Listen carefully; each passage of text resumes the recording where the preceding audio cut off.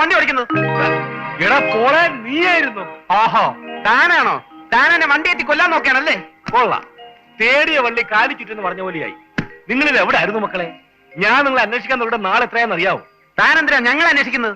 നീ എന്താ ഈ പറയുന്നേ? ഇങ്ങനെ നടന്നാ മതിയോ? നമുക്ക് നാടകം കളിക്കണ്ടേ? പ്രഭാകരൻ എവിടെ?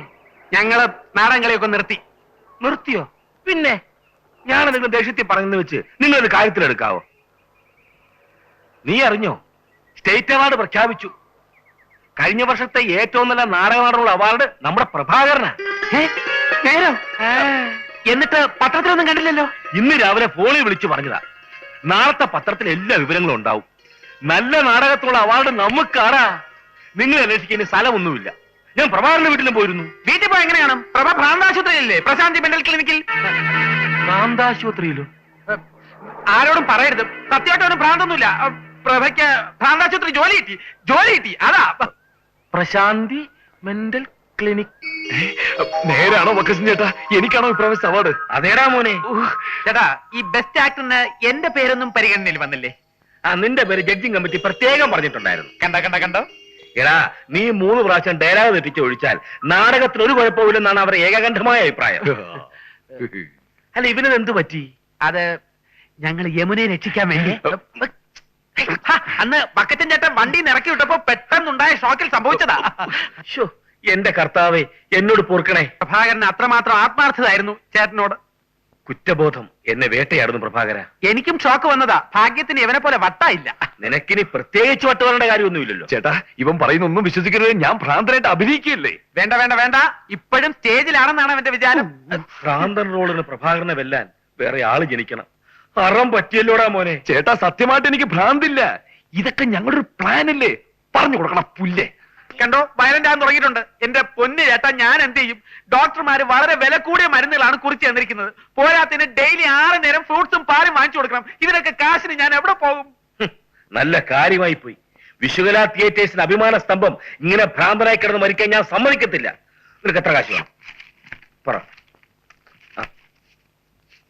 1000 രൂപയുണ്ട്, പിടിച്ചു. Thank you. ദാനശീലത്തിൽ കർണന്റെ ചേട്ടനാണ് വക്കച്ചൻ ചേട്ടനെന്ന് ഞാൻ കേട്ടിട്ടേ ഉള്ളൂ. അതൊന്നും സാരമില്ല. വീണ്ടും നാടകം കളിക്കാൻ തുടങ്ങുമ്പോ നിങ്ങളുടെ ശമ്പളത്തിൽ നിന്ന് ഞാൻ തിരിച്ചു പിടിച്ചോളാം. 1 മിനിറ്റ്, ഞാൻ ഇപ്പൊ വരാം. ഒരുമാതിരി ആസാക്കരുത്. 6 നേരം ഫ്രൂട്ട്സ് നിന്റെ അച്ഛനും മേടിച്ചോണ്ട് കൊടുക്കണ. എന്റെ അച്ഛന് ഫ്രൂട്ട്സ് അത്ര ഇഷ്ടമല്ല. ഞാൻ ഇതിനകത്തുള്ള കാര്യം നീ എന്തിനാ മാപ്പിളോട് ചെന്ന് ഒലത്താൻ പോയത്? അത് ഒരു അബദ്ധം പറ്റി. അല്ല, അബദ്ധം പറ്റിയാണെന്ന് എനിക്ക് തോന്നും. എന്നാൽ അതല്ല കാര്യം. എടാ, വക്കച്ചൻ ചേട്ടന്റെ മനസ്സ് കുറ്റബോധം കൊണ്ട് നീറിക്കോട്ടെ എന്ന് കരുതി ഞാനിട്ട ഒരു പരിപാടിയാ. യമുനയുടെ കാര്യം പുള്ളി അറിയാനും പാടില്ല. എടാ പോളെ, നീ കടയിൽ പോയി കുറച്ച് വിഷം വാങ്ങിച്ചോണ്ട് പോടാ. എന്ത് വിഷം? എന്ത് വിഷമെങ്കിലും ആയിക്കോട്ടെ, എന്നിട്ട് അതെനിക്ക് കലക്കിത്ത. എടാ പരമത്തെണ്ടി, നിന്റെ ഒടുക്കലത്തെ ഒരു ഐഡിയ കാരണമാ ഞാൻ ഈ കോലത്തിൽ ഇതിനകത്തായത്. എന്റെ കൺമുന്നിൽ കണ്ടുപോരുന്നു. പോടാ പോടാ.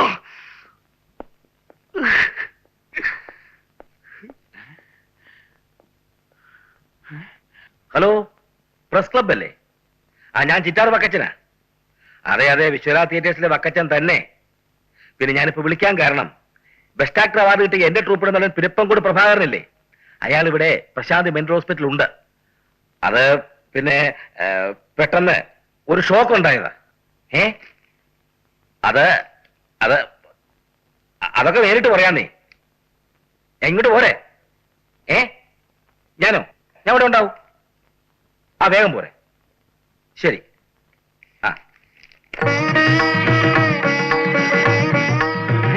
എന്താ ഇത്? പത്രക്കാരാ, പ്രഭാകരന് വാർത്ത കൊടുക്കണ്ടേ? പബ്ലിസിറ്റി കൊടുക്കാൻ പറ്റിയ രോഗം വല്ലതും ആണോ ചേട്ടാ? പ്രഭാകരന് വേണ്ടിയല്ല, നാടകത്തിന് പബ്ലിസിറ്റിക്ക് വേണ്ടിയാ. നാടകത്തിന് കുരിഞ്ഞ ബുക്കിംഗ് ആയിരിക്കും. എന്നാ എന്റെ ഒരു ഫോട്ടോ കൂടെ കൊടുക്കാൻ പറയണേ. എന്തിന്? അവന്റെ പട്ടിന്റെ കാരണക്കാരൻ നീയാണെന്ന് പറഞ്ഞോണ്ടോ? വന്നേ, എടുത്തോ, ഇഷ്ടം പോലെ എടുത്തോ. എന്താ അഭിനൊരു കാര്യം, ട്രൂപ്പിന്റെ പേര് പറഞ്ഞത് വിശ്വകല തിയേറ്റേഴ്സ്. എന്റെ പേര് ചിറ്റാർ വക്കച്ചൻ. എന്താ എടുക്കരുത്, ഫോട്ടോ എടുക്കരുത്.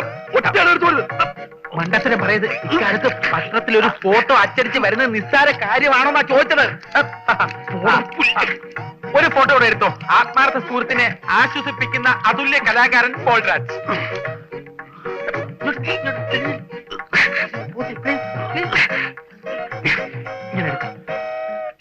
അരങ്ങിലെ പോലെ ജീവിതത്തിലും പത്രക്കാരൻ നന്നായിട്ട് എഴുതിയിട്ടുണ്ട്. അരങ്ങിൽ ഭ്രാന്തനായി അഭിനയിച്ച് ജീവിതത്തിലും ഭ്രാന്തനായി തീർന്ന അതുല്യനായ കലാകാരൻ.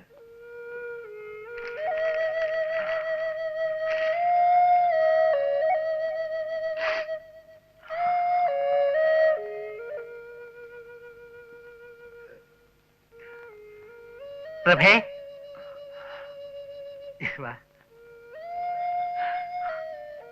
തൃപ്തിയായല്ലോ നിനക്ക്? ഏതായാലും നീ ആള് ഫേമസ് ആയില്ലേ? എനിക്ക് ചൊറിഞ്ഞു വരുന്നുണ്ട്. അയ്യോ, എവിടെ? എന്ത് പറ്റി? സോപ്പ് തേച്ച് ഒന്ന് കുളിച്ചു നോക്ക്. പോളെ, നീ ഒന്ന് മിണ്ടാതിരിക്കുന്നുണ്ടോ? ഈ ചെയ്തതൊക്കെ കുഴപ്പമാണെന്ന് നിനക്ക് ഇപ്പൊ തോന്നുന്നുണ്ടാവും. നമ്മൾ ഉദ്ദേശിക്കുന്ന രീതിയിൽ യമുനയെ എവിടുന്ന് രക്ഷപ്പെടുത്താൻ കഴിഞ്ഞാൽ നീ ആരാകും? വലിയ ഹീറോ.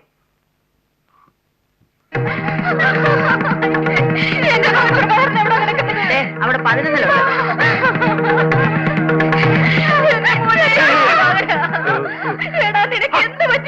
എനിക്കൊന്നുമില്ലെന്ന്. പത്രത്തിൽ നിന്നാണ് ഞങ്ങൾ വിവരം അറിഞ്ഞത്. പല നാടകക്കാരികളും കൈവശം തന്നതായിരിക്കും. നിങ്ങൾ പേടിക്കണ്ട, എനിക്ക് ഒരു അസുഖമില്ല. അമ്മേ, പ്രാന്തനും മനുഷ്യനും എന്ന ഞങ്ങളുടെ പുതിയ നാടകത്തിന് വേണ്ടി പ്രാന്തന്മാരുടെ അനുഭവം പഠിക്കാൻ ഞാൻ ഒരാഴ്ച ക്യാമ്പ് ചെയ്തതല്ലേ. പത്രക്കാർ തെറ്റിദ്ധരിച്ചു, ഞാൻ എന്ത് ചെയ്യാനാ? എന്റെ ഈശ്വര, ഇവൻ എന്തൊക്കെയായി പറയുന്നത്? കുടുംബത്തിൽ ആകെ കൂടിയുള്ള ഒരു ആന്തരിക ഞങ്ങളോട് ഈ കടുങ്കൈ ചെയ്തല്ലോ. ഓ, കിടന്ന് കരയാതെ അമ്മേ, എനിക്കൊന്നും സംഭവിച്ചിട്ടില്ല. ദാ നോക്ക്, അമ്മയ്ക്കൊന്ന് പറഞ്ഞ് മനസ്സിലായി കൊടുപ്പീനെ. നമസ്കാരം. ഇങ്ങനെയൊക്കെ ഉണ്ടായിട്ട് നീ വീട്ടിൽ വന്നപ്പോ ഒരു വാക്ക് പറഞ്ഞോട ദുഷ്ട. ഇനിയും ചെന്ന് പത്രക്കാരൻ നാട്ടുകാരും വിളിച്ചോണ്ട് പാടാ. ഞങ്ങളുടെ ചേട്ടൻ എന്താ പറ്റിയേ? ഒന്ന് തുറന്നു പറഞ്ഞേ. അല്ല, ഇപ്പൊ ഭ്രാന്തിന് പല കാരണങ്ങളും ഇങ്ങനെ- നിനക്കറിയാം, ഒരു കാര്യമില്ലാതെ എന്റെ മോനിത് സംഭവിക്കുവോ? അല്ലമ്മേ, നിറച്ച് കാശ് കിട്ടാനുള്ള ഏർപ്പാടുണ്ടാക്കിയ ശേഷമാണ് പ്രഭാകരൻ ഭ്രാന്തനായത്. ഭ്രാന്ത് വന്നതിന് ശേഷം കാശ് കിട്ടിയിട്ട് എന്താ കാര്യം? അല്ലമ്മേ, ഇതിലൊരു വലിയ രഹസ്യമുണ്ടാ. എല്ലാവരും മറിക്കെ. ഒരു കലാകാരൻ മറ്റൊരു കലാകാരൻ നൽകുന്ന സ്വീകരണമാണ്. സാറേ, ആ തലയൊന്നും എത്തിക്കേ, ഈ മാലയൊന്നും ഇട്ടോട്ടെ. കൊണ്ടുപോളൂ. അയ്യോ, ഇന്നല്പം കൂടുതലാണല്ലോ. സ്വല്പം ലേശം. സാരമില്ല, സാറേ, തലയൊന്നും കിട്ടിയ മാലയൊന്നും ഇട്ടോട്ടെ.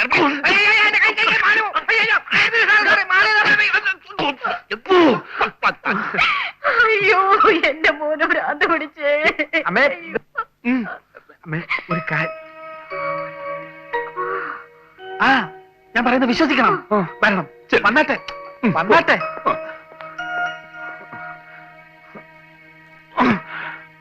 ഞാൻ ഫോൺ ചെയ്ത് ഇങ്ങോട്ട് വരാൻ പറഞ്ഞത് ഹോസ്പിറ്റലിൽ വെച്ച് സംസാരിക്കാനുള്ള ധൈര്യക്കുറവുണ്ടാ. അതെനിക്കറിയാം.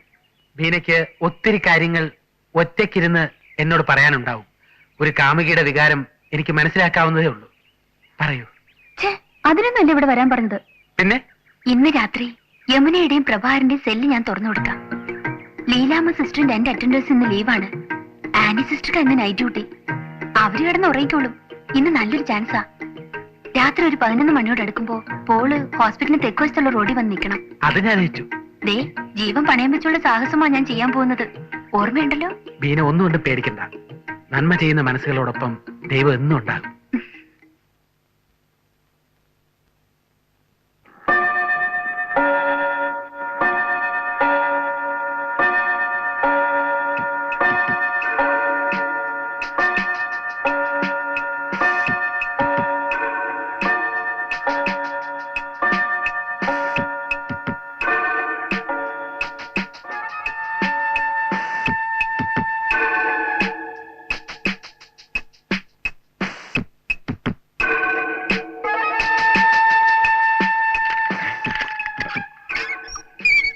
ഇപ്പൊ ഇവിടുന്ന് രക്ഷപ്പെട്ടോണം. ഹോസ്പിറ്റലിന്റെ തെക്കുവശത്തുള്ള മതിൽ ചാടി വേണം പോകാൻ.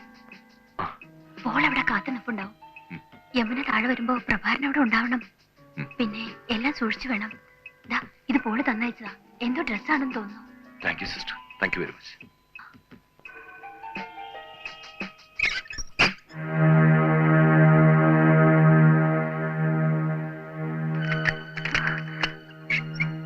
പറഞ്ഞതല്ലേ ഓർമ്മയുണ്ടല്ലോ? പ്രഭാകരൻ ഉടനെ താഴെ വരും. പിന്നെ സെക്യൂരിറ്റിക്കാരുടെ കൺമുമ്പിൽ പെടരുത്.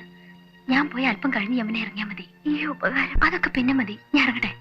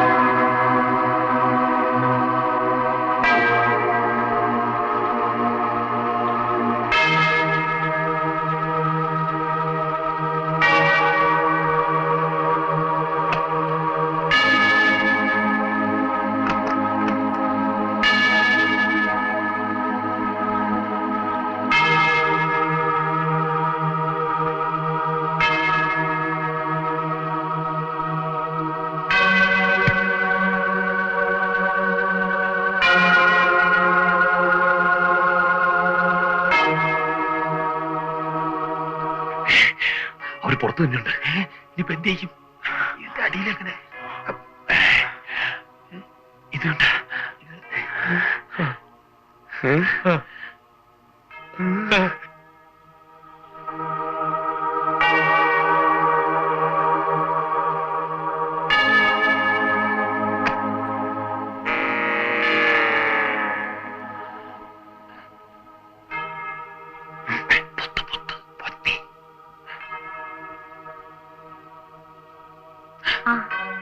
ഭരണങ്ങാനത്തൊന്നും വരുന്നതല്ലേ?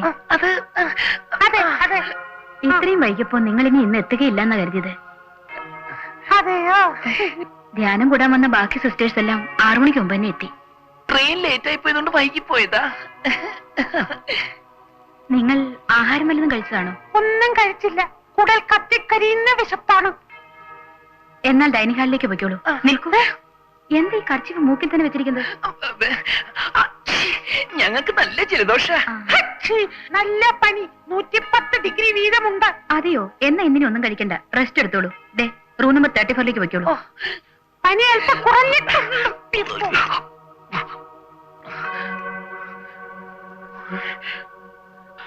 നല്ല ഫുഡ് കഴിക്കാനുള്ള ചാൻസ്. നല്ല ഫുഡ് കഴിക്കാനുള്ള ചാൻസാണ് നഷ്ടപ്പെട്ടത്. അവന്റെ ഒരു ഒടുക്കലത്തെ ഫുഡ് അവന്മാരുടെ കൈ കിട്ടി നമ്മളെ ജീവനോടെ വെച്ചേക്കില്ല. അത് ഉറപ്പുള്ളത് കൊണ്ട് നല്ലതുപോലെ ബാക്കി രുചിയായിട്ട് എന്തെങ്കിലും കഴിച്ചിട്ട് മരിക്കാമെന്ന് പറയുന്നത്.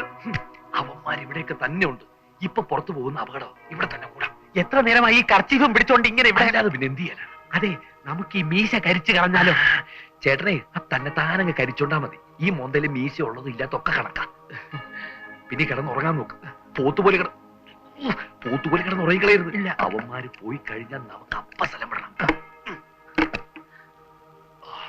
വല്ലാത്ത ഉഷ്ണം. പിക്കല്ലടാ.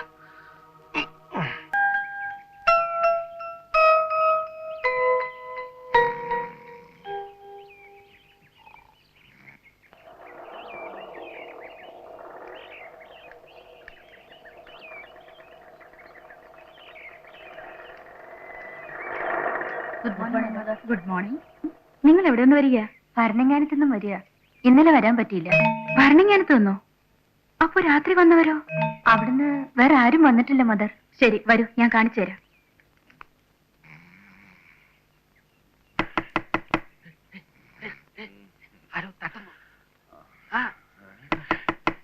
നേരം വിളിത്തോ? ചിലപ്പോ ബ്രേക്ക്ഫാസ്റ്റ് തരാൻ വിളിക്കായിരിക്കും.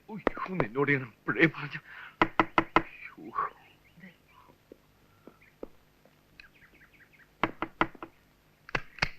നിങ്ങൾ ഭരണങ്ങാനത്ത് നിന്നാണോ വരുന്നത്? അല്ല,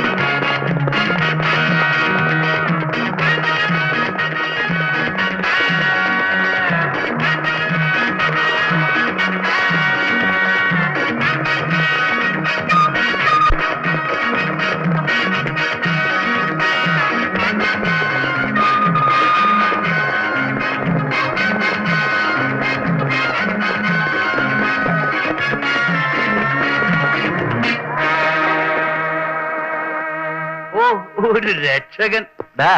ഡോക്ടർ കൃഷ്ണകുമാർ ഇതുവരെ ആരും തോൽപ്പിച്ചിട്ടില്ല. പിന്നെയല്ലേ പീറ നാടത്തിന് ഭ്രാന്തം വേഷം കിട്ടുന്ന നീ.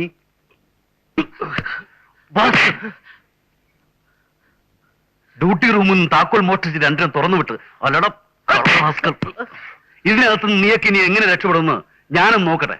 സ്ഥലത്തേക്ക്